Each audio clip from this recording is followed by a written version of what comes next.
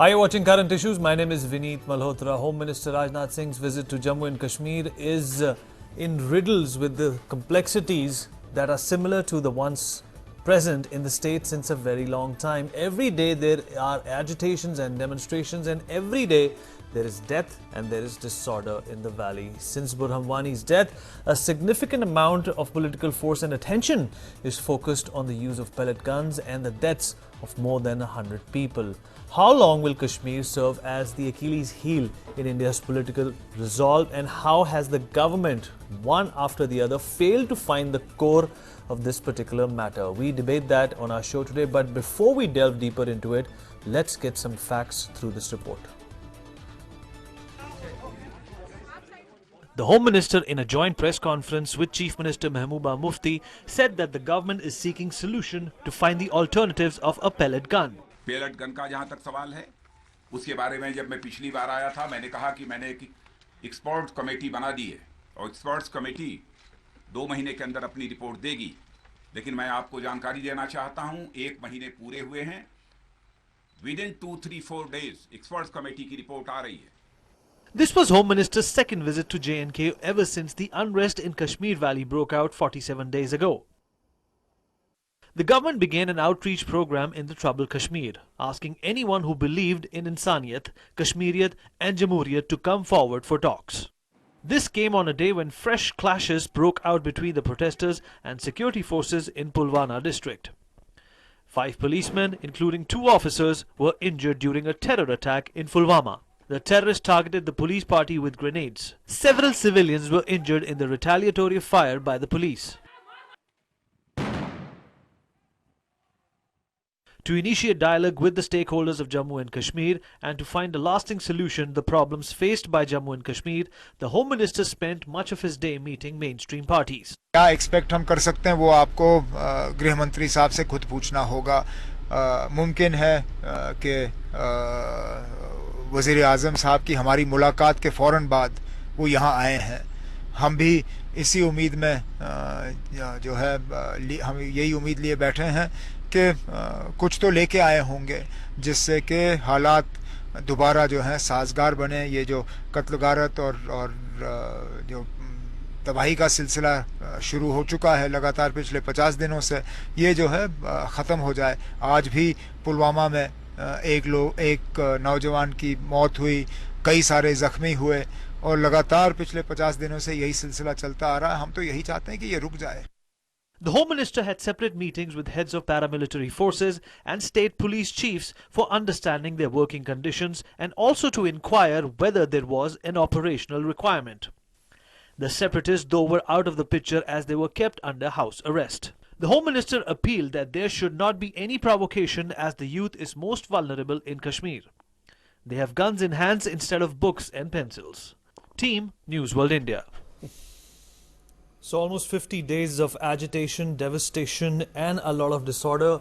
More than 100 people dead. The security forces are reeling under a lot of pressure, under a lot of criticism. We debate Kashmir today on our show, and let me start by welcoming our guest who will be talking and debating on this particular topic. With me in the studio is Mr. Vinod Sharma, political commentator. Sir, thank you so much for talking to us. I'm also joined by Mr. R.P. Singh, spokesperson for the BJP. Sir, thank you for being here and taking out the time for talking to us. Mr. Sharma, let me start with you. The Home Minister said that, I found it a little odd. He said that there will be one officer, just one officer who will be appointed, who will look into the grievances and who will look into the, the investigation part of this disorder. Is this one officer's job? No, I don't know what he meant by one officer and what investigations are going to happen. Into what? Into all the pell-mell and the ferment which is there in the valley. Well, it is a historical baggage and the situation is very grim in the valley. I've just come from there and people not willing to speak. I was quite surprised that the Home Minister did not have any delegation calling of teachers or of lawyers or of traders. And you see, dialogue with the opposition happened here as well. Right. When the opposition delegation came here and they met the Honorable President and the Honorable Prime Minister, and they also had a chat with the Home Minister now back in Srinagar. Last time when the Home Minister was there, the Congress didn't show up, but this time it was an all-party opposition delegation led by Omar Abdullah. Now, you see, these are mainstream political parties, and may I say one thing with all respect, and I would like that it was not true, but their voices are not being heard in the valley anymore. Unfortunately, the gravest threat in the valley is to pro-India voices, and these mainstream parties, the so-called mainstream parties, I mean, the word mainstream from them has become a bit incongruous, I'd say, because their MLAs are not able to stir out of their homes. They are not able to reach out to their constituents, the people who elected them. Right. So it's a situation of no dialogue between the people and their representatives in the assembly. So some way has to be found. One has to be more creative than per forma. I mean, this visit of the Honorable Home Minister was per forma visit, it seems, and he had a meeting with CRPF and the police and other people. Now, these meetings he can have in Delhi itself. Right. So the BJP and that government at the center and the BJP and the PDP coalition in the state will have to be more than creative, more than creative, Right. to be able to visualize the architecture of the engagement and how to go about it. You see, it's a very difficult situation, I accept. It's not an easy job to do. It's easier said than done, but they have to do this job because they are in power. Right. And, let me rope in Mr. R.P. Singh into this debate as well. Mr. R.P. Singh, Mehbooba Mufti, she made a lot of noise in 2010, when a similar situation occurred in Jammu and Kashmir. The security forces, of course, tried to protect the valley, but a lot of protesters were injured.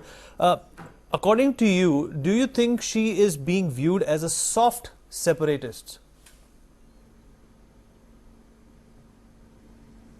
See, there are two different situations. You can't compare situation in 2010 with today's situation, because in 2010 there were 3 people who were killed by army, and today it is the militant who has been killed. I mean, there's a difference. I mean, there were civilians who were killed by army, and that led to the issue. Today there's a civil militant who has been killed. We all know that there is a hand of Pakistan. That Pakistan is trying to do this in our country, and Pakistan is playing with the people there, and there's certain set of people and certain set of radicals and element in Kashmir who are playing in hand of the Pakistan. That's quite known. And behind these stone pelters, there are the radicals or the people from across the border who throw grenades. I mean, where do the grenade, even today what happened in Kolgaon, a grenade was lobbed. So where does the grenade come from? Obviously, grenade is not there with the youth in Kashmir. It has come across the border. So I appreciate Vinod's point of view that the situation is very grim there, and there's a lot of concern about it. But somehow the process is start, and Rajnath Singh ji's visit there has initiated a process, and he has said that he is asking the state government to decide the format for all party meeting, to go there and discuss the issues with the all stakeholders, which includes people who are Kashmiri Pandits or the Kashmiri Muslims and people from Ladakh, people from Jammu. All region people should come and discuss that issue. But for that, a format has to be worked out, and that local state government will decide on it. But I would have appreciated, since Vinod has come from the ground, he says he has come from the ground, and he would have met a lot of people. And I also appreciate his concern that today they are not talking. I mean, but has he traveled across the state, across the Srinagar as Kashmir? Has he traveled across Anantnag or Kolgaon? Has he gone to other districts also, or he is confined to these 4 or 5 districts where the tension is? And issue is that everyone is talking about that we should talk. We should the political process should start, but no one is coming out with the process. And to whom to talk? Right. Political process means people who are elected that's people. A very I important understand. question. Today, right now, there's a problem there. That is a very important question. the separatists are the people who actually need to talk with the Home Minister, but they are under house arrest. And he's given a clean and a clear invitation that where he's staying, anybody's allowed to come and meet him. But yet the people who probably could have made the slightest of dent. So can I? There's a point here. Right. Even Vinod will appreciate. Even they have lost ground. Right, they have lost ground. But shouldn't that worry us, Mr. Sharma? Shouldn't that worry that No, let's be very clear about. You see, RP is a very good friend of mine, and we talk very honestly when we meet with each other. At times he has to, as a party spokesperson, he can't be as upfront as I can be as a journalist. The reality is that the people, the so-called stone pelters or agitators who are there on the ground, they are leaderless today.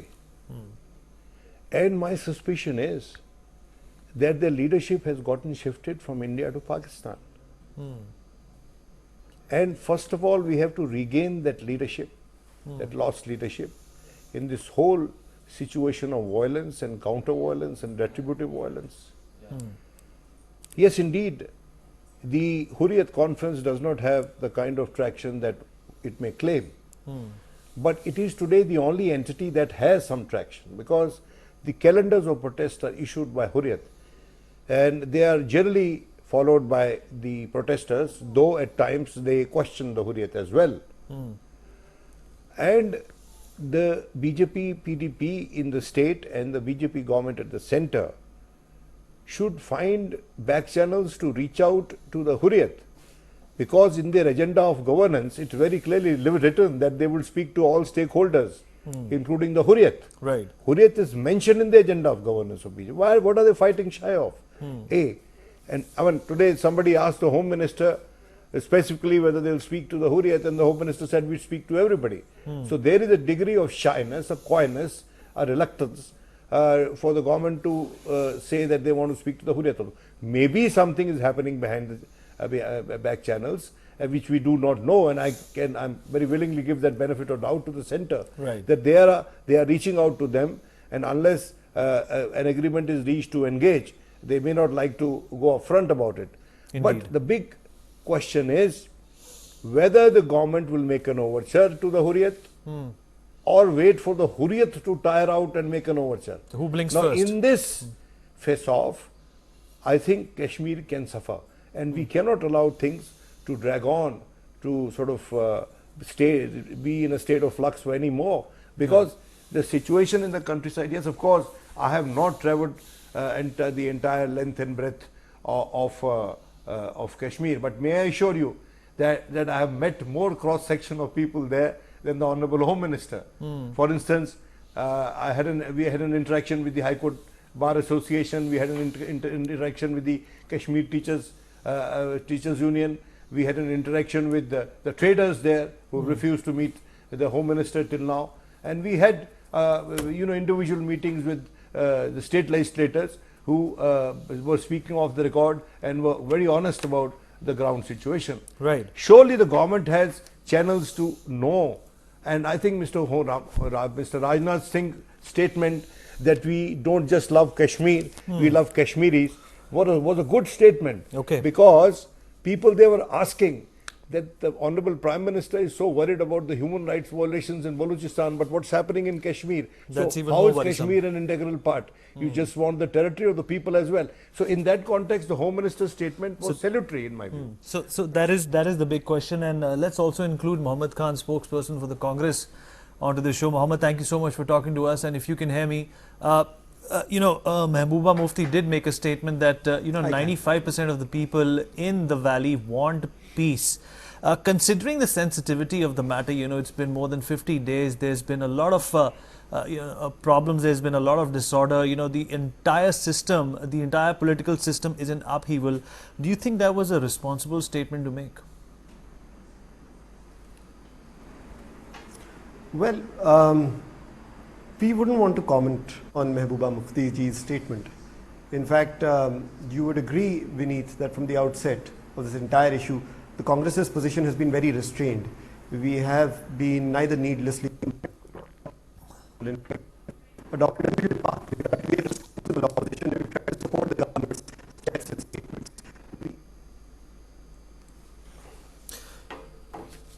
Okay, I think we have lost connection with Mohammed Khan over there. Let's get Mr. Kamar Aga onto this particular debate as well. Mr. Aga, thank you so much for joining us. He's with us on the phone line. There is an existentialist question that comes to mind. Is it time to stop treating Kashmir as a land issue and probably focus our attention, in dealing with Kashmir as a people issue?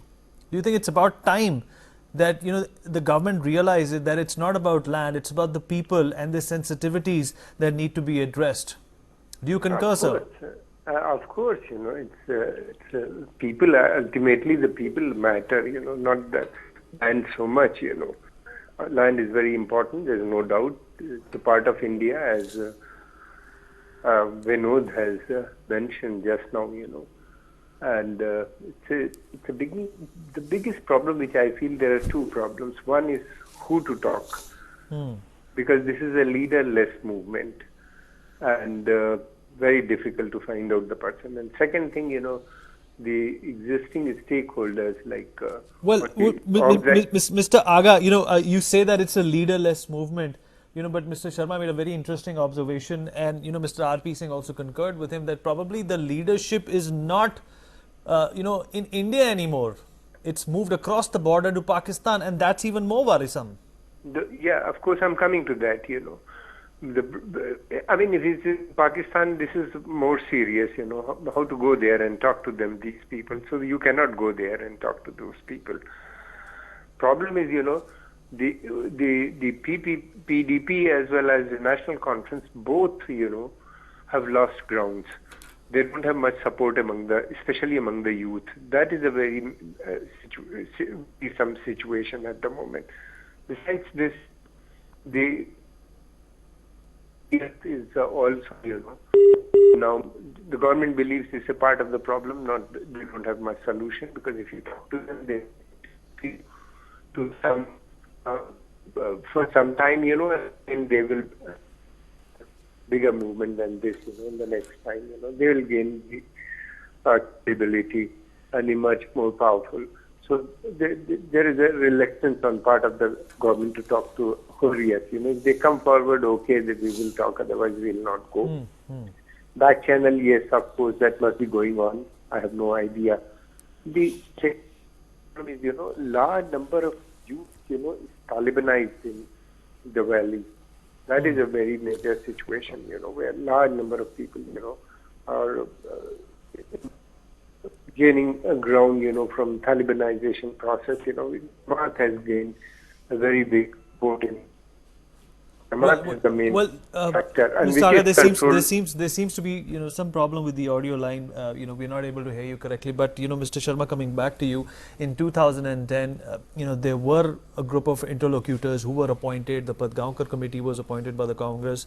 There were some observations made by the party, but in essence, they were ignored. And nothing has been done after that. Autonomy is something that the Kashmiris have been demanding for a long time. Do you think that is probably the final solution that will really help India sort this matter out? No, please understand 2-3 things. I think we should be very cautious with our terminology, with our lexicon when we talk about Kashmir these days. Kamar is a very dear friend of mine, but I disagree strongly with him when he uses the word Talibanization. Indeed, there has been an radicalization of the Muslim youth in the valley. Now, to brand it as something Wahhabism or Salafism or Talibanism, it's a bit extreme. No, I think that it should be avoided, because that radicalization has also been triggered to some extent by developments outside Kashmir within India, and the kind of campaigns that have been run by so-called Hindu supremacists, on various issues. That has had an impact. But when I say that leadership has shifted to Pakistan, I'm not saying that the leaders have crossed over, that they have leaders and they have crossed over. In a situation where there is no well-defined leadership or a face to a movement or to an uprising, the control has moved to some extent to across the border. Right. Now, we must first do something to regain that control over these protesters in order to persuade them to come to the negotiating table, or to have somebody who has some traction with them to come to the negotiating table. Right. Now, here, if you are going to say, in the past, Mr. Atal Bihari Vajpayee, after 99 Kargil and after 2001 Parliament, he opened negotiations with separatists. They did not reach any degree of fruition, but he made an effort. Now, that the sheer fact of making that effort gives a degree of confidence to the other side to engage with you, and the trust deficit is bridged a bit, you know. Now, today there is very deep trust deficit. There is very, nubile, fragile reaching out, and generally what is being said is that we will have some other guns, replace the pellets with some other guns. Even on pellets, the Home Minister said the report is going to come in 2, 3, 4 days. But he did not say by which time would this gun be withdrawn. It's a major issue there. Of course. It's a major issue. And do you know that not a single politician from mainland India or within Kashmir has set foot on the hospital where all these boys with pellet injuries are being treated? Are you aware of this? No, not a single politician. We were in a group. Manishankar Iyer was there. Manishankar Iyer was stopped at the gates and said, we don't want to interact with any politician from India. So he was kept out. Now the question is that to address this kind of an alienation, to address this kind of a, I'm afraid I pray that I'm wrong. But there is an evidence of psychological secession of Kashmir from India. Psychological in the mind. Secession. You see, this is a mind issue that you are tackling. It's not a law and order issue. It's a political issue, but more importantly, a mind issue, a psychological issue. You have to win back the confidence of the people of Kashmir. Absolutely. How you do it? You have the people's mandate. You are in power. You decide. Autonomy is one issue. I had an interaction with a former militant who has now joined the regular political process, and he said that autonomy was once described by a very senior leader as an extension of Pakistan. But actually, according to this militant, it is not an extension of Pakistan, because Pakistan wants to wean Kashmir away from India. Right. It will be a defeat of Pakistan if autonomy is granted and issues settled on that basis, because autonomy will be within the framework of the Indian Constitution, with more powers devolved to the state. Okay, very pertinent and a very important point made by Mr. Vinod Sharma, and Mohammad Khan is back with us online. Mohammad, welcome back. The important point that Mr. Sharma made, and Mr. R.P. Singh also wants to come in. Sir, I'll let you respond. Let me get a quick reaction from Mohammad Khan and see what he has to say. 2010, Mohammad Khan, the Congress was the party that came up with this committee. Interlocutors were sent. The Padgaonkar report was made. There were some recommendations made. There was some resolve that the Congress party wanted to initiate, but that never happened. Do you think it's because of that failure we are getting to see the problem spilling over out of every party's hand that comes and tackles Kashmir? Vineet, I would say that is a slightly askew view of affairs, because in fact, if that's one side of the coin, then the other side of the coin is that for 15 years peaceful elections took place, and there was an atmosphere of relative calm, and that you could argue was largely because of the Congress at the center, which was sensitive to their needs, which is who constituted the commission in the first place, and because of our alliance partner, the NC, in the state. We feel that there has been a certain degree of mismanagement on the part of the current government, but we have, as a responsible opposition, stood by them. We've tried not to be overtly combative or, as I said, needlessly confrontational. We have tried to, throughout this entire process, give positive feedback. In fact, when one of our very distinguished spokespersons, Mr. Khurshid, who we have a great degree of respect for, took a view that was divergent from that of the party, when he spoke out against the Prime Minister's invocation of Balochistan, we said that no, we will stand with the Prime Minister, and we feel that what he said is right. You will not find a more responsible opposition. So, and you can see that the primacy behind our arguments is that stabilization of relations in Kashmir. But I'll tell you another interesting thing, Vineet, which we heard about yesterday. It turns out that recently the BJP has been, a think tank representing the BJP is sending emails to prominent Muslims across India, saying that come and be a part of the solution. Respectfully, if they are indeed allied with the BJP, I would tell Singh Saab to tell the people he represents that that is again a very myopic view of the situation. Again, the BJP is giving this entire dispute a religious color. It is not a religious problem, it is a political problem. And Okay. it will be treated, We and have Rajnath Mr. Singh R.P. is on Singh. the right track when he's treating it as such. We have Mr. R.P. Singh on the panel, and I did see his hand go up. He wanted to respond to something that was being discussed. Mr. R.P. Singh would want you to respond to that, and plus whatever Mr. Mohammed Khan said. See, let me start with this, that the problem in Kashmir is not only the political or whatever. It is basically the non-delivery of the promises made till now. The promises were made, not delivered on ground. And that raised up the issue of 2008, 2010.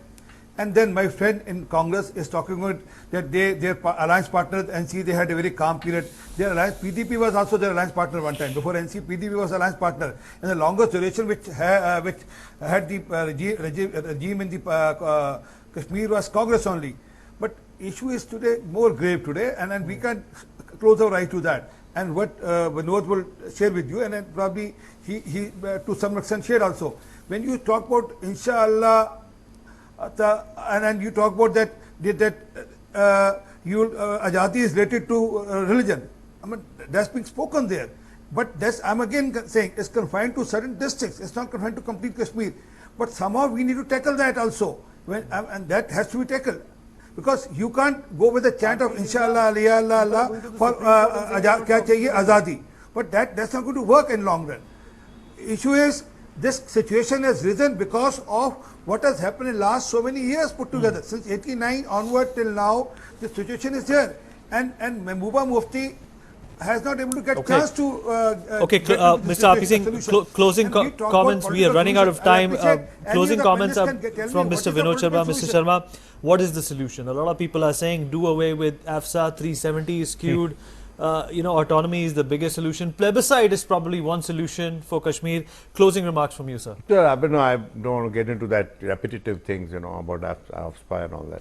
I want to just make a short point, and I'm normally not in the habit of advising people, but RP is a good friend. If he can take this to his leadership, that the first dialogue that needs to be established within Kashmir is between the post-90s generation and pre-90s generation. The rich heritage of Kashmir, the rich cultural, political narrative of Kashmir has broken down because the post-90s generation has not seen anything except violence. And that is why these young men are today dropouts from their own families. They are not listening to the parents, to the grandparents. And RP, if you can take this to your leadership, that do something to bring these two generations together, get them to interact, basically bridge, get the elders to remind the younger people that Kashmir was different. Kashmir wasn't what we see today. Bridging the both generation, culturally and religious terms. It was the most syncretic state in India. Absolutely, and bridging this generation gap is probably one possible solution that can calm things down. I would like to thank our guests for joining us and being on the show, taking out their time and giving us the insightful views. That is all we have on current issues tonight. We'll see you tomorrow. Keep watching Newsworld India. Thank you.